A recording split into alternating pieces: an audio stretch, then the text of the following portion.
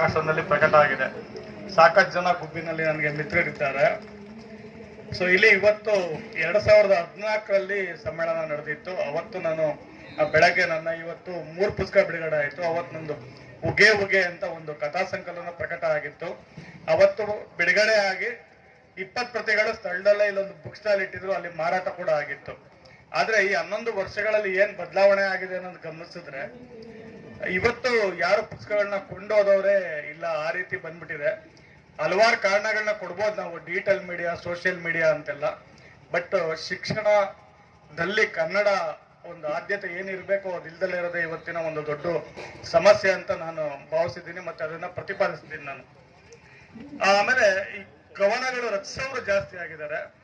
ಕವನಗಳನ್ನ ಓದೋರು ಅಂದ್ರೆ ಬೇರೆಯವರು ರಚಿಸಿದ ಕವನಗಳನ್ನ ಕೊಂಡು ಓದೋರು ಇಲ್ಲವೇ ಇಲ್ಲ ಅಂತ ಹೇಳ್ಬೇಕು. ಬಹಳಷ್ಟು ಕವಿಗೋಷ್ಠಿಗಳಲ್ಲಿ ಅವರ ಕವನವನ್ನ ಬೇರೆಯವ್ರು ಕೇಳಬೇಕು, ಆದ್ರೆ ಬೇರೆಯವರ ಕವನನ್ನ ಅವರೇ ಕೇಳಲ್ಲ, ಬೇರೆ ಯಾರು ಕೇಳಲ್ಲ. ಸೊ ಆ ರೀತಿಯ ಒಂದು ವಾತಾವರಣ ನಿರ್ಮಾಣ ಆಗಿದೆ.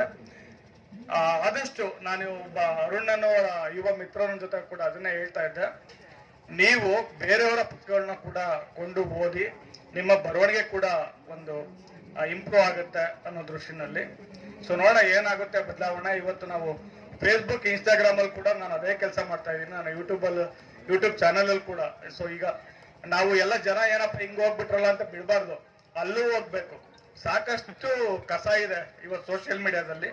ನಮ್ಮ ಕೈಯಲ್ಲಿ ಎಷ್ಟಾಗುತ್ತೋ ಅಷ್ಟು ರಸನ ತುಂಬುವ ಪ್ರಯತ್ನ ನಾವು ಕನ್ನಡಿಗರು ಮಾಡಬೇಕು ಅಂತ ಹೇಳ್ತಾ, ಈ ಒಂದು ಕವಿಗೋಷ್ಠಿಗೆ ಆಗಮಿಸಿರುವ ಎಲ್ಲ ಕವಿಗಳನ್ನ ನನ್ನ ತುಂಬ ಹೃದಯದಿಂದ ಸ್ವಾಗತಿಸ್ತಾ, ನಿಮ್ಮ ಕವನಗಳಿಗೆ ನಾನು ಕಿವಿಯಾಗಿ ಕೇಳ್ತೀನಿ.